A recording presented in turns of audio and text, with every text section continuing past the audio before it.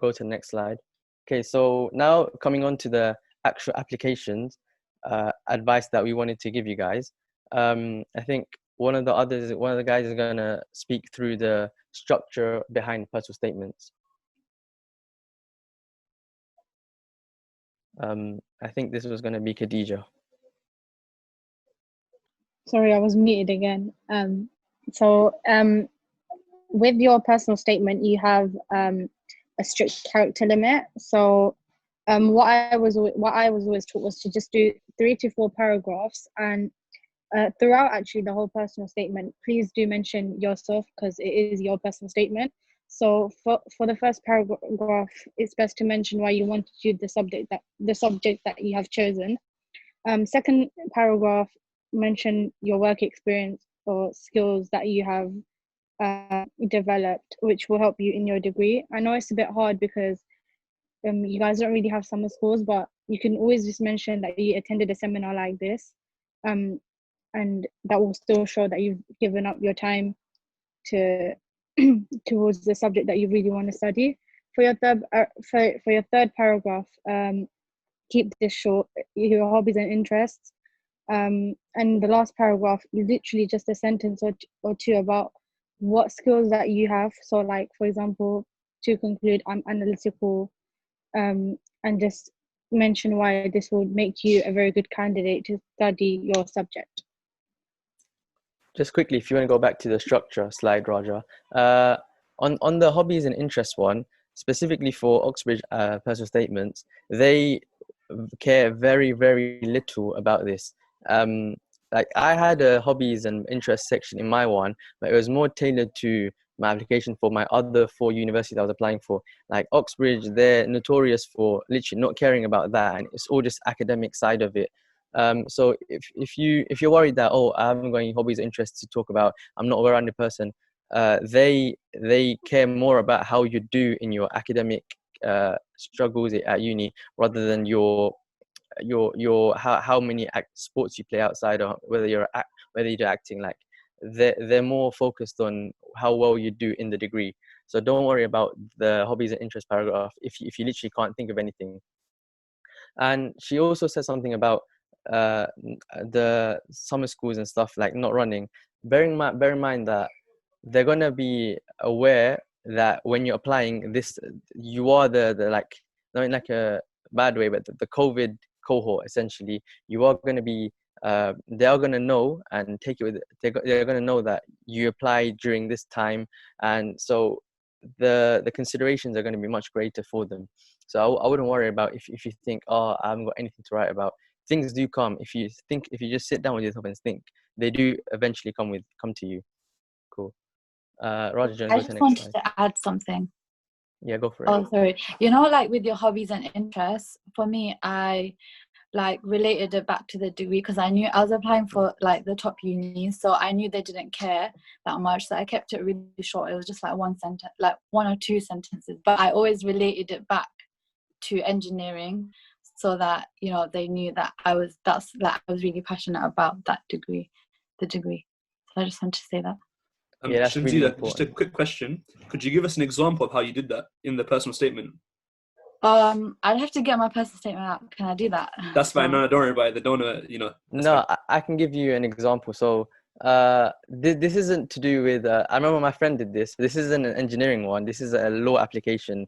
But he used to play a goalkeeper, and what he wrote in his one was the one-on-one situations that you find yourself as a goalkeeper in, that you need to be composed, you need to keep calm, and you can find yourself having to do that in a court case in law. And it's like, you can see like a comical way, but it's actually true. Like in football, you have to stay calm if you're one-on-one, keep composed, and in law you have to do the exact same thing. So that was a really nice way for him to kind of link his hobbies and interests, something that you would think, oh, they're not going to care about, into his actual degree. So I just wanted to add that in. Oh wait, I remember what I did. Should I say, yeah, that was really good, but should I just say what I did for how I connected it back to my degree? It was basically like I did farm, like a volunteering at my local farm, right? And with civil engineering, it's really like about it's about the environment and like I don't know, like climate change and stuff. And so I said we learn about how to live, like how to be more sustainable and stuff like that. And then I said, and I really want to see how studying civil engineering can help me contribute to like the change that we need for to make climate change better, like something like along those lines basically. But like that was my hobbies and interests related to my degree. Cool. Thank you for that, Sanjida. Do you want to move on to the content part? I think Rahim is going to talk about this section. Yeah, so in your personal statement, it's going to be really important to kind of show a further reading into your subject. However, I feel like the term further reading is like too narrow to actual books. However, it doesn't need to be through actual books. There's so many sources that you can learn from and read further into your subject. So these are lectures. So I don't know how COVID has changed things, but places like UCL used to offer like free lectures, and on YouTube you can definitely find like a lot of lectures at university that are free for people to attend. So that could be a great way to kind of learn more, or also learn about a topic in your subject. And then in your personal statement, you can talk about that topic further and say, I learned about this topic that's not on the curriculum because I watched this lecture, because that's something that I did in my personal statement. There's also podcasts, which are really like popular nowadays. There's scientific journals and books. So scientific journals are the more up-to-date scientific research that's been carried out. So these are good, and but obviously you're not expected to understand every single thing. So if you do want to look around these, you can have a browse around, but don't be expected to like be a genius and understand everything. There's also books. So these can be like anything about the subject. However, a word of caution is that really popular books, other people might like write about these. So if you do mention like popular books like Stephen Hawking's Brief History in Time, or those kind of books, maybe by Professor Brian Cox as well, they might not help you stand out. So it could be worth thinking about further research that would help you stand out that other people might not write about. There's also online courses, and these are really good for showing your commitment. And there's also some summer schools and EPQs as well. Do you want to go to the next slide? One thing on the content that we can include. Yeah. Sometimes people fall into thinking that if I watch a YouTube video or Google something, it's not valuable to include because it's like, oh, they're going to question the credibility of my source. But if you find something really interesting and you think that it would be something that the admissions tutors can actually pick up on and go, oh, okay, this person has definitely done his research, then you don't actually need to say where it's come from. You can literally just talk about the thing. Yeah. For example, I spoke about, like, I attended a lecture where I learned about this thing called cavitation. I'll be honest with you, I couldn't tell you what it is right now. I spoke about it a while ago. But what I did was, after a lecture, like, not everything that you attend in a lecture stays in your mind. So to refresh my memory, I went online, I went and watched YouTube videos to kind of see what it actually was. And that was what made up the bulk of what I wrote, is the fact that the online research. And I didn't mention the fact that it was off YouTube or it was off Google. Just say what it is. And that will, like, if you're worried about credibility, then there's no worry about credibility there. Yeah, and totally, like, it's not about even like credibility, because information is information as long as it's like true. So it doesn't need to be like where it's from. It doesn't really matter. Unless it's from like these kind of more different sources, you might want to include where it's from, but don't worry about it. And go, do you want to say something? Yeah, I was going to say, if you think that it is the source is worth mentioning because it's unique, then go for it. But if you're worried that it's not unique, everyone says it, then don't mention it. Yeah. And also, to give you another example, so in my personal statement, I talked about Cooper electron pairs. Even now, like, I haven't learned about that in my undergraduate degree yet, but it was basically from attending this day at Oxford where we learned about like superconductors, and then I did further research. And so yeah, that's what I talked about in my personal statement. So moving on, these are just like some general tips you want to have for your personal statement. Keep it clear and concise. There is a strict character limit, and if you can say something in less words, definitely go for it, because these people are going to read hundreds, probably thousands, definitely thousands of personal statements, and you don't want to be bogging them down in unnecessary words. So if you can get to the point, definitely do.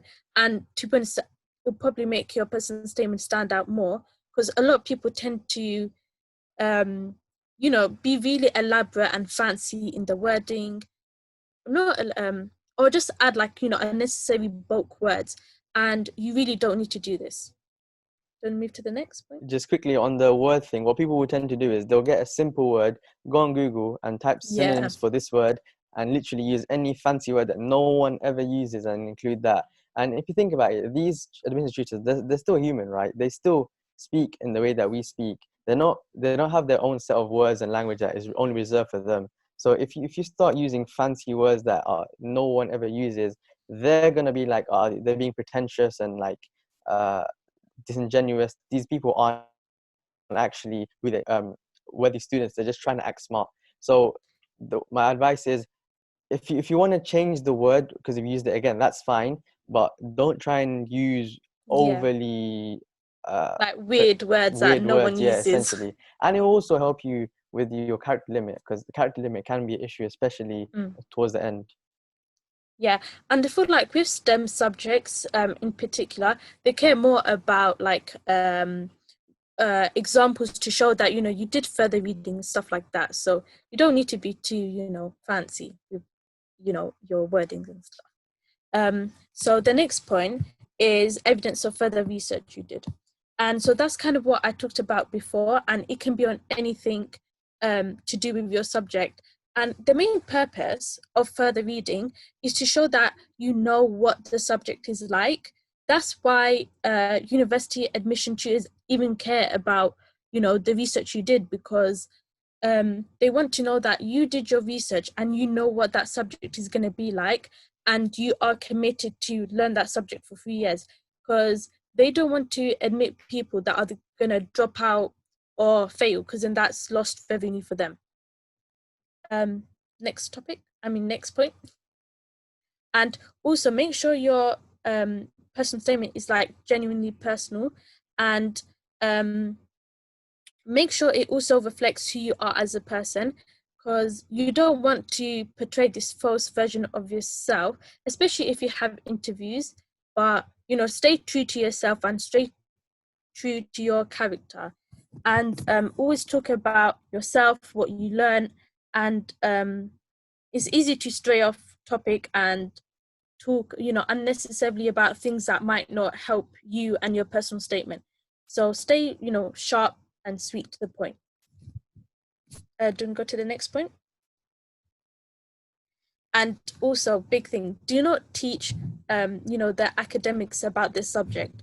So yes, show evidence of further reading, but you don't need to start teaching them about what they do for their life. So don't start like breaking down the whole module, or listing what their course is like or anything like that. Show what you learn, but don't start teaching it to the reader. Like, that's not what we want to do. We want to show what you learn. So this is an example of a personal statement from an engineering student at University of Cambridge. So here we highlighted things that are good to mention in your personal statement and what you may want to do. So I'll do the first point, and that's basically the first highlighted part here. I have attended weekly maths and physics problem solving sessions. So these are great because it's an example of a transferable skill, and plus you might even learn some new stuff. But in our degree, and I think the engineering students will agree, everything you do is like problem solving. When you have exams, it's always going to be like a new situation where you're going to have to apply your problem solving skills to. And so showing examples of that is really good in your personal statement. Just on that first highlighted part, what he does really well is he also immediately goes into what he speaks about. He doesn't try and waste characters and waste time speaking about how much he loves maths, how much he loves engineering. He goes into exactly what he does, and that's the kind of thing that they'll appreciate. They'll appreciate you not wasting time and characters, going into what you've done, and that's what they want to see. So try and go immediately into any achievements that you have, I'd say. And yeah, so following on to what Farabi said, I think it's a case of like show, not tell. So you want to show that, you know, you like the subject, and that's normally by further reading. You don't want to tell them, I love maths, I love physics, because a lot of people would do that. So you want to show why is it you like this subject and what you've done to reinforce that quote unquote love. Does Khadija want to do the next point, or shall I?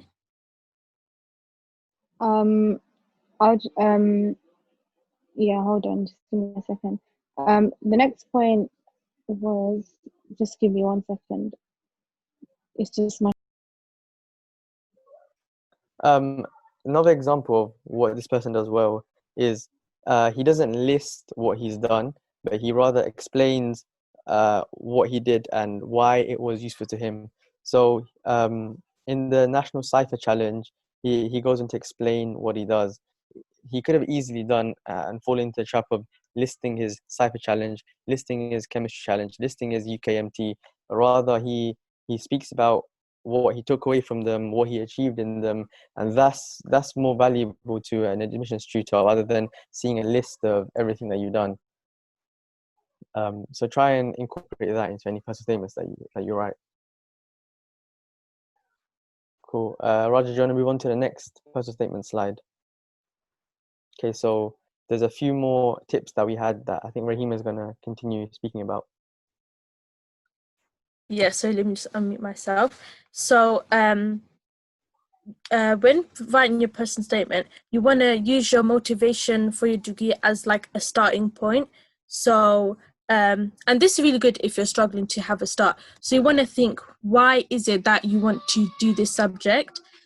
For example, if like how Shinzida said before, if you want to do engineering for the career that you might have afterwards, like if you want to help the environment through environmental engineering, or anything like that, which is the reason why you want to have this degree and what you could do, that's a really good place to start if you are struggling.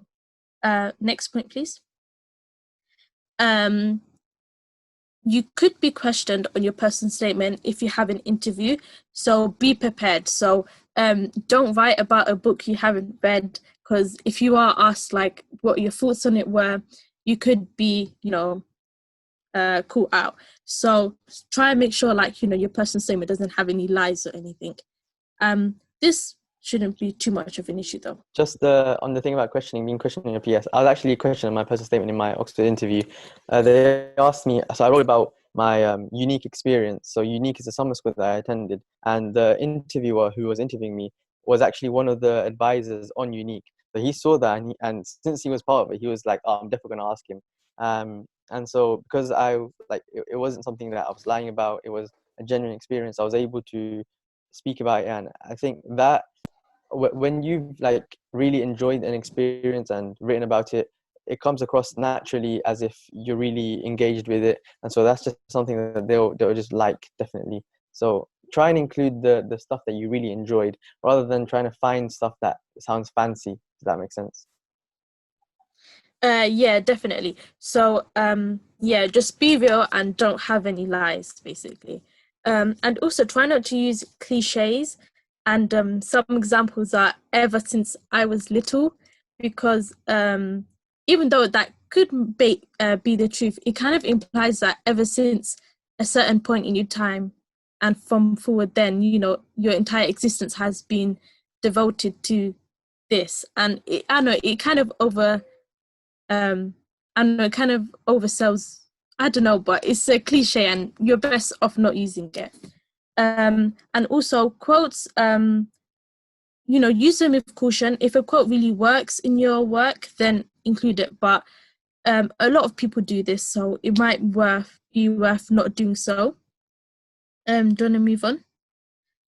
Okay, so this is go on, Farabi. You So can say an something. example of someone using ever since that. I know this is a Cambridge Engineers personal statement, but it doesn't mean it's perfect. Like even they would have stuff that they would want to improve on.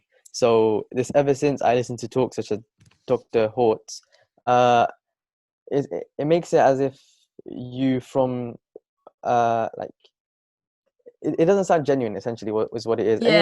Anyone can say ever since this age I've wanted to do this, but like have you really? So that's why we advise it to avoid that kind of stuff, and everyone does do that, so it will make you Yeah. stand out even more if you don't. Yeah, and plus it's kind of unnecessary words as well. That's why it's kind of best not to use like these cliche terms. So another thing that this person has done well is showing kind of further evidence of, you know, reading and looking into the subject. So they talked about what they done, which was looking at, so I'm not a biologist, so I don't exactly know what this is, but so they talked about the organ on a chip and stuff like that. So you want to show examples of things that aren't on your what they call it, specification for A levels, and how that could maybe relate to why you're even more interested in your subject. And you know, it could, that topic could be the reason that you want to study the whole subject. So yeah. Cool. So the next part